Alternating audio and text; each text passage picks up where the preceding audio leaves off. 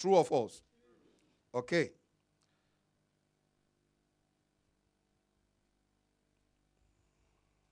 Look at verse 9. 1 Corinthians chapter 9, verse 9. Did I mention the chapter? Okay, 1 Corinthians 9:9. It says, it is written in the law of Moses, thou shalt not muzzle the mouth of the ox that treadeth the corn. Doth God take care of oxen, or saith he altogether for our sakes? For our sakes, no doubt this is written, that he that ploweth, all right, he that ploweth must plow what? In hope. And that he that treasured in hope should be partaker of this hope. Look at verse 11. If we have sown unto you spiritual things, what is the next line? Is it a great thing that we shall what? Reap of your carnal or material things? If we are making you through the Spirit, how many of you have been made by the messages that you are hearing? How many of you have been made? Okay, only 5 people have been made. The rest of them have not been helping them at all. Let me try it again. How many of you have been made by the spiritual stuff? Your marriage, your relationship, etc., etc. He says, if you have reaped of the spiritual, you must also please, don't take it off the screen, except, or else I will accuse you to be as the one who doesn't want to give to the ministry. If we have sown unto you spiritual, don't take it away too fast, or I will deal with you after the service. If we have sown unto you spiritual things, is it a great thing? Look at your neighbor and say, is it a big deal? Paul speaking.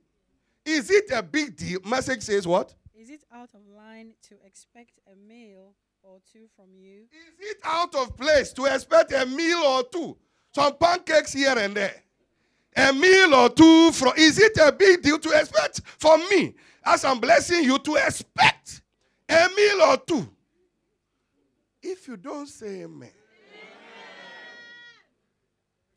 Look, you are supposed to take care of my meals. Just in case I say God doesn't need your money, doesn't mean you don't. I need to teach you the other side too. God doesn't need it, but we need it here.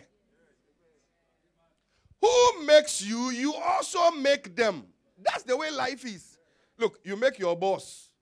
You help his business succeed, and they pay you. And you make a living. And then you take care of your children. Hello? This world is about partnership. Your church blesses you. You come, you are blessed. You leave home excited, not depressed. So you too, once in a while, you also put a smile on your pastor's face, a meal or two. Supermarkets here and there. Some monies here and there. Pentecostal handshakes here and there. And especially when you hear of his birthday, you wear a suit and come there. And then you bring another suit for him to wear. Your amen has gone to Zimbabwe. Nobody has bought me a suit for 7 years in this church. The last people who bought me a suit. Let's carry on. Amen. If we have sown unto you spiritual things, tap your neighbor and say, is it a big deal? If we reap your carnal things. Amen. And then when you go further, it says, those who preach the gospel must what? Live off the gospel. Can you find it for me, Minister Michael? Those who preach the gospel, verse 14. Those who preach the gospel must live off the gospel. Look, when you take care of chicken, you sell the chicken and you eat from the chicken and you eat some. When I milk you, when I help you to develop and grow, some of your milk must be brought to me to drink. As a matter of fact, I should be the first partaker of the milk. As I milk you, the milk, I should drink the first Cravendale, not you. I help you from leanness to fatness, and now you are producing milk. That first milk, that's what we call first fruit. That's why when you get your first bonus, you bring it to your pastor.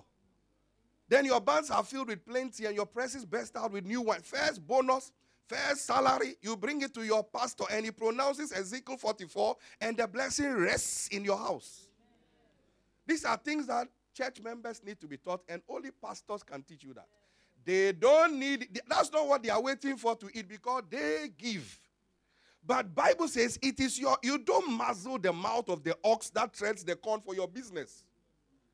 If you use ox, and the ox brings you money in your business, You don't close. You don't, when it's time for you to make it strong, for it to work for you, you don't stop feeding it. So you feed, you bless your pastors to keep them alive, to keep feeding you. Hey, amen has been scarce today. Oh. If I was saying higher heights is coming, you would have been saying amen. These are the principles that preserve your higher heights. I can hear somebody speaking in their nose. He needs something. He needs something. He needs something. I'm sure he needs something. He needs something. We don't do that. My suit alone should tell you I don't need anything. But you need to wear this kind of suit. That's why you must give to me.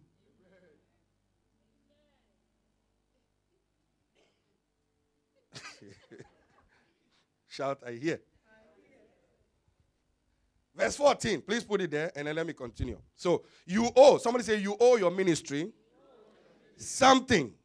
When you receive of the spiritual meat, you are taught. You know, my spiritual father teaches the people these things and then they give sacrificially. They give all kinds of ways and they are accomplishing greater feats. You see, as God is the one who lifts you. As he lifts you, he expects you to bless his ministry so others are lifted and then you keep going higher. Keep going higher, keep going higher, and we are affecting the global market. That's the way the gospel is spread. My people through prosperity, my cities through prosperity shall be spread abroad. It's through our prosperity that people get to know the gospel. You see, we don't pay for our TV station on KICC with tongues. Many people are being blessed globally. It's because of our good financial management. Am I talking to somebody? He said, they which preach the gospel must what? Live of the gospel. So say to somebody, you owe your ministry the tithing, the giving of your carnal gifts. Carnal means material. So pastors bless you with spiritual. They don't bless you with carnal things like their opinion. They bless you with the spiritual, which makes you. And when you are made, you in turn make the ministry. There's that mathematics, and everybody understand that? Very important. You owe your, so you are not doing them a favor. They are blessing you. It's your duty to pay your gas bill. It's your duty. It's your duty. It's your duty. You know, if you don't pay your gas bill at your house and your phone bill, they cut it off. Some of you have changed your mobile phone, more than 7 times. Anytime we are looking for you, it's another number. I hope that you are not running away from some bills you have not paid. I have used my same phone number since mobile came into this country. There are some people who, they don't have anything. They have 5 phones. Some of you can't even catch up with your numbers. And you are not even a pastor. And you don't call anybody. 5 phones. Hello? Hello? Hello? Hello? You put it in your mouth. Hello? What's that? 5 phones. My wife and I are trying to catch up with some of you. I don't know where you go, what you do. Will you not do 419? Number 8. Your scattering or your stability has a lot to do with your pastor. He says, smite the shepherd, scatter the sheep. That's why you must protect your pastor. You must never allow anybody to do anything to hurt your pastor, because if they smite your pastor, you will scatter. Smite the shepherd. It didn't say smite the members and scatter the pastor. No. You protect your pastor so your destiny doesn't get scattered. Smite the shepherd, scatter the who? The sheep. Did you see that? Matthew 26:31. Now, number 9. Your obedience to your pastors determines your profiting in life. Did you see that? Your what? Obedience to your pastors determines your profiting in life, your well-being. Ephesians 6:1-3. Children, obey your parents in the Lord. That's your pastors. Honor your father and your mother, that it may be well with you. I obey my spiritual parents. I have 1 spiritual father, 3 mentors, and I have 1 biological mother. And I respect her. I don't talk to her by heart. So I'm living long. And things are well with me. And I bless my mother financially every month. So everything is well with me. I will live longer than my mother. If you obey your pastors and you see, some of you don't obey your pastors and some of you don't respect your parents. You talk to them by heart because now you are working and they are pensioned. They are pensioned and you are working. So you think you have arrived. There are some things that your parents know that you will never know at your age. The more you take care of them, the more they share their experiences with you, so you live longer than them. If your parents are alive, send them gifts at Christmas and on their birthday. Send them gifts. Send them gifts. Honor them and obey your pastors. And say, you shall live long on the earth, and it shall be well with simple equation. I honor my spiritual parents, and I obey my mother. My father is not here, so I give all to my mother. So it is well with me on every side. You know, if even my mother will never do this, but if, when you understand something spiritually, if even my mother gets angry and attempts to curse me, it won't stand. Because my gifts that I've given her will nullify the curse. You see, gifts are powerful. Offerings are very powerful. If for whatever reason, maybe I annoy her one day, she decides to really curse me, which she will never do. It's not in her veins.